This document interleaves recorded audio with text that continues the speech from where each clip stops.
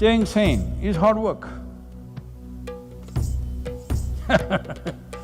Because going crazy is so easy. Staying sane in every kind of situation that you face is lots of work. Somebody was asking me this question about peace. Peace is not a flower that blossoms within you.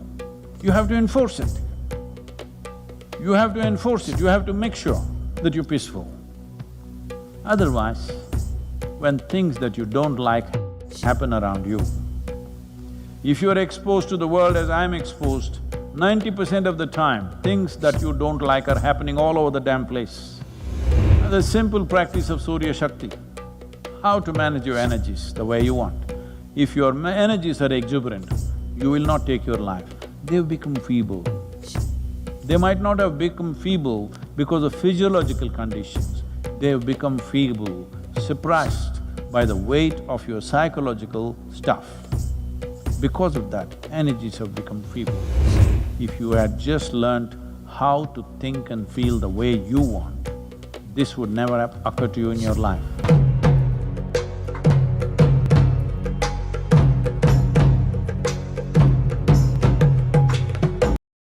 All the cultures in the world, they have a common thing that they revere human life. Taking away your own life or somebody else's life is not considered proper.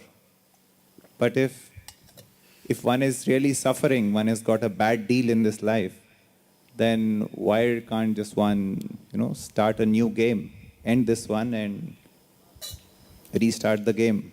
Is there anything wrong with that? So if I have a bad deal, don't I have the right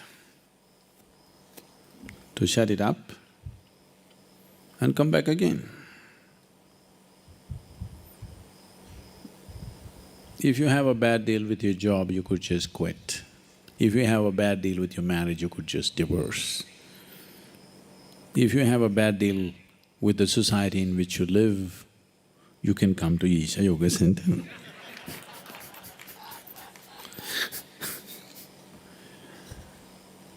If you have a bad deal in Isha Yoga Center, you can go up the mountain. So, these are not good enough reasons for you to end the process of life. First of all, you didn't create it, so you don't talk about ending it. Unless your identity as a separate being or a separate person has disappeared, and you and the source of creation are just the same. If you come to that point, then you can just throw away your body consciously. Then you're allowed to do it.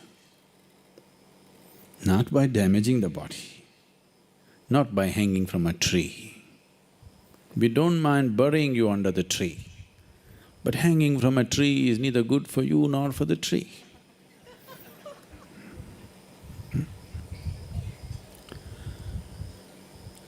We already looked at this. Whether it's a good deal or a bad deal, if you have a larger purpose, everything is a stepping stone. Everything is a stepping stone for your ultimate well-being, if you have set the larger goal.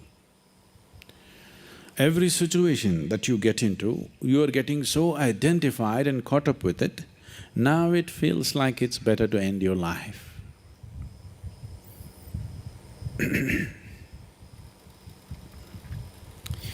Anyway, this is lot of bull.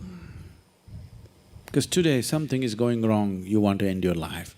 Tomorrow morning something is going right, you want to live. You want to have your third baby. You want to get married once again. If things are going little better tomorrow morning, you'll have plans. Everything looks bleak, you think of suicide, isn't it? So this is just a game that you're playing in your mind.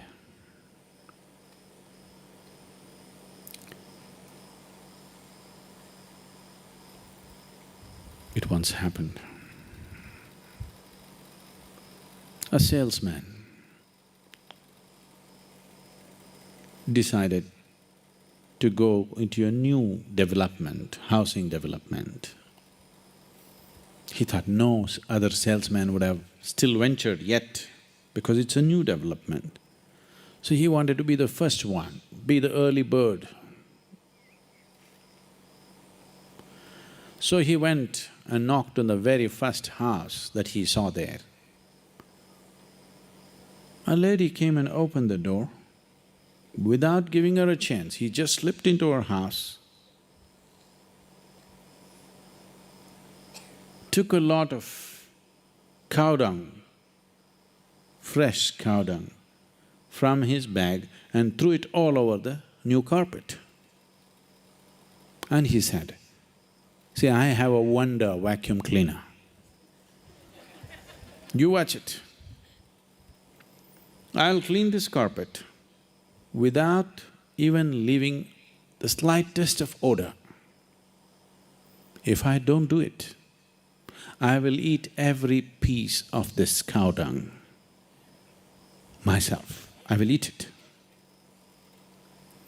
So the lady asked, "Would you like some tomato sauce?" Because we still do not have electricity in the house.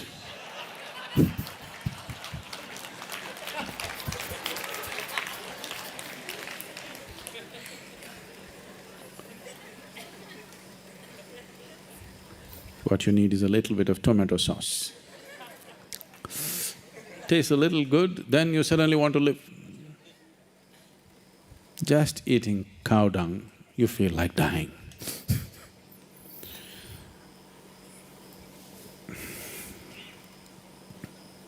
You stood up and said, "Sadhguru, if you know what you're uttering, such nonsense should not come out of your mouth. There is no meaning to Sadhguru when you are wanting to end your life, because it's not worthwhile sitting here, that's what you're telling me." Is it? It's not worthwhile sitting here. You're not in grace, you're somewhere. About how your job is not working, how your family is freaking you, how something else is happening. That's all you're thinking about. Just be here. Suddenly it'll be worthwhile. I'll make it worthwhile.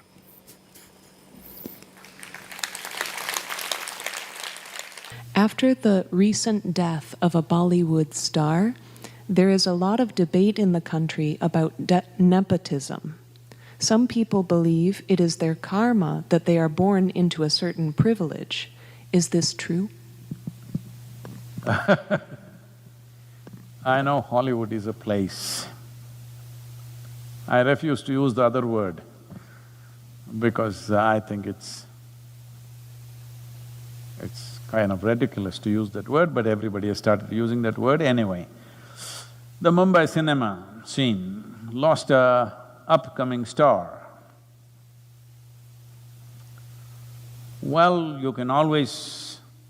and he committed suicide, must be just over 30 years of age, I think, I'm not sure, I've only seen him now after his death, otherwise I had not heard or seen of him because I know very little about Indian cinema, I should say.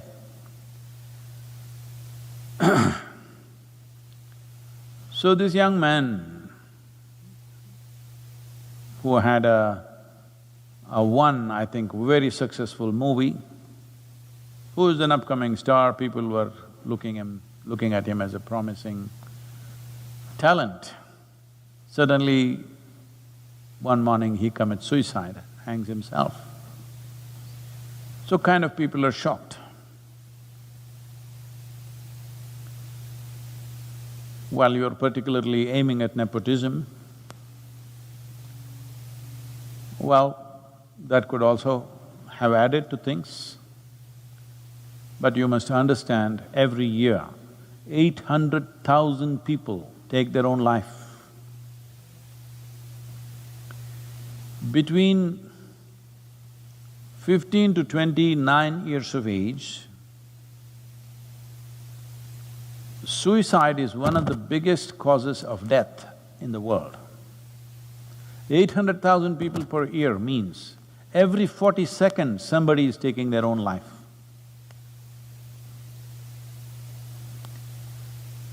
Why so many people want to take their own life? Because in terms of food,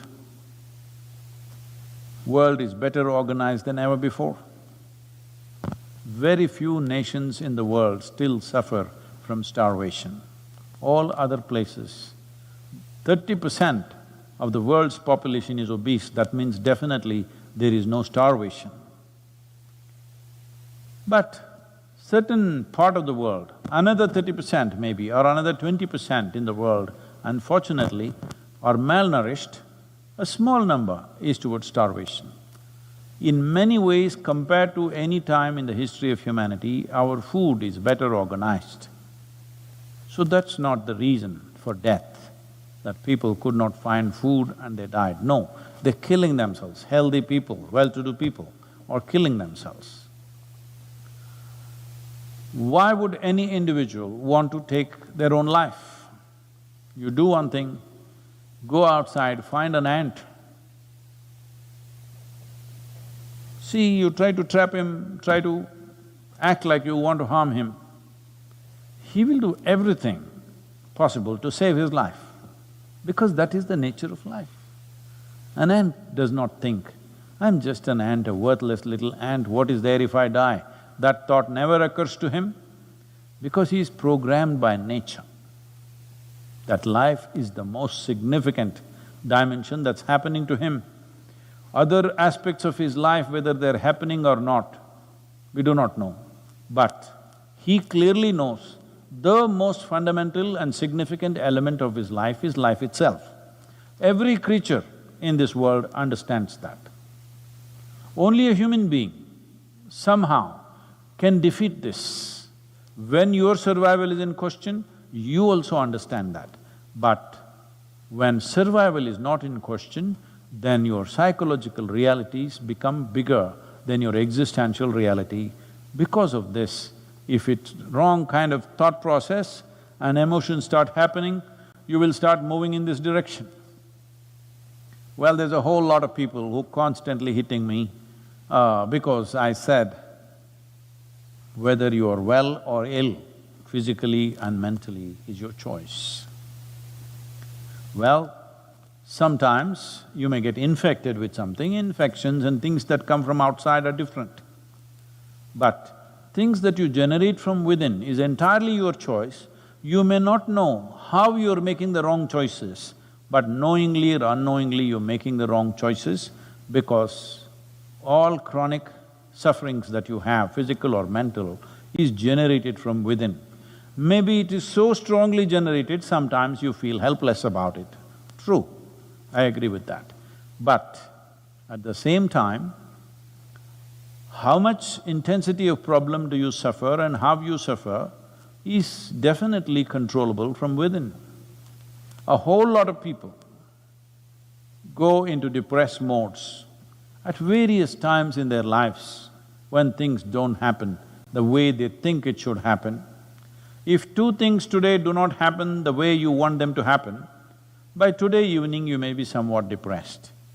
In the evening, you may sit there and talk yourself out of it, or maybe you sit with your friend and they talk you out of it, sit with a loved one and they talk you out of it, or you slept over it and tomorrow morning you are out of it. This is happening to a whole lot of people. But some people go into that and they are not able to come out. The slope was too steep, they could not climb up that evening or next day, they lasted for 3 days or 5 days, and then they sought professional help. If you seek professional help also, in the initial stages, they're only trying to talk you out of it. You can call it a therapy, you can call it whatever. Essentially, they are trying to talk you out of it. Maybe they're professionally trained to do that, but your loved one or your friend may do it in their own way, or you might do it in your own way. So I'm saying, if you have slid into a depressed state, you can be talked out of it. If somebody can talk you out of it, you can also talk yourself out of it. You must understand, staying sane is hard work. Because going crazy is so easy. Staying sane in every kind of situation that you face is lots of work. Somebody was asking me this question about peace. Peace is not a flower that blossoms within you. You have to enforce it. You have to enforce it, you have to make sure that you're peaceful. Otherwise, when things that you don't like happen around you, if you're exposed to the world as I'm exposed, 90% of the time, things that you don't like are happening all over the damn place. So to lose your peace is very, very easy unless you learn how to enforce it. That means you've taken the faculties that you have into your hands. If your faculties of thought and emotion was in your hands, you would not go into depression. Well, why you went to depression, in what different ways circumstances pushed you into that is a questionable thing. In every family, when suicides happen, somebody will be feeling guilty about it because they think, oh, maybe I should not have said this. If I had not said this, it would have not happened. We don't know, maybe somebody else would have said it. Many parents have come to me like this, not one or two, many, where their teenage children have committed suicide just because they said something, you know. They said something little strongly at a certain moment because they're not studying properly or they're not behaving properly or one little push and they just went and took their life. Parents are living with that suffering for the rest of their lives because they keep on thinking it's because of me, I shouldn't have said it. But there is no such thing that you can say all kinds of things and nothing will happen. At one moment you say something and somebody could do this because all they needed was that little trigger. So, did this young man die only because of nepotism? I don't know. I don't know the man, but I don't think so. But did that also play a role? Possibly in his mind, because he felt he was put into an unfair level of competition. You cannot compete with somebody who are privileged, who are entitled in some way. Anyway, they will get what they have to get irrespective of their talent or their capabilities, and you have to strive maybe doubly hard. Well, that's how it is for all of us who are not born with a crown on our heads, that we always have to strive doubly hard or 10 times harder than other people. It could be because of your, because you don't have your uncle in a godfather's place, or your skin color is not right, or you don't belong to the right caste or religion. Everywhere we are facing this all the time, and every human being faces this at various levels, in different ways. Some will overcome it, some will strive and fly beyond that, some will suffer that, some unfortunately take their life, which should not happen. I would say this taking of the life is mainly because our education systems have nothing. Nothing means absolutely nothing at all in the whole process of growing up as to how a human being should handle his or her faculties, how they should address themselves.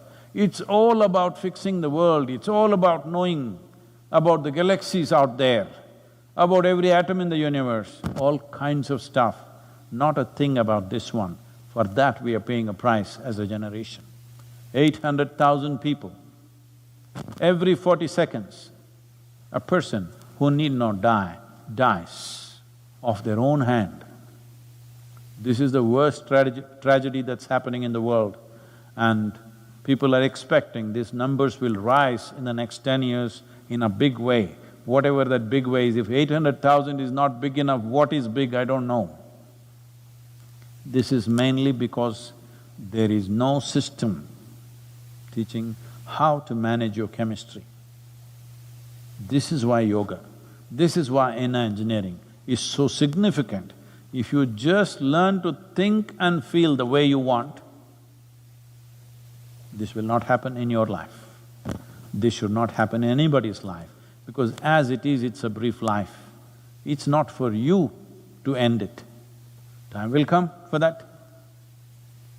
For all this, the fundamental thing is, you must become a blissful chemistry. If this one thing, if you work for, if you provide tools for every human being on this planet to make this happen, now we're starting a movement in Tamil Nadu. Once this pandemic threat goes away reasonably, we will start this in village to village, town to town. The simple practice of Surya Shakti, how to manage your energies the way you want. If your energies are exuberant, you will not take your life. They've become feeble. They might not have become feeble because of physiological conditions. They've become feeble, suppressed by the weight of your psychological stuff. Because of that, energies have become feeble. If you had just learnt how to think and feel the way you want, this would never occur to you in your life. This must happen, that whether everybody will attain to their ultimate or not, we do not know. We will strive, but everybody, this much must happen, that their experience of life in whatever little things that they're doing in their life must be pleasant. This we can definitely achieve. If every one of you stand up and strive, this is very much possible that we can create a generation where their experience of life is pleasant. They need not imbibe any chemicals in the form of drugs, alcohol or this or that. Simply to sit here peacefully and blissfully, every human being should be capable of this, because this much awareness and intelligence is invested in every human being. Namaskaram.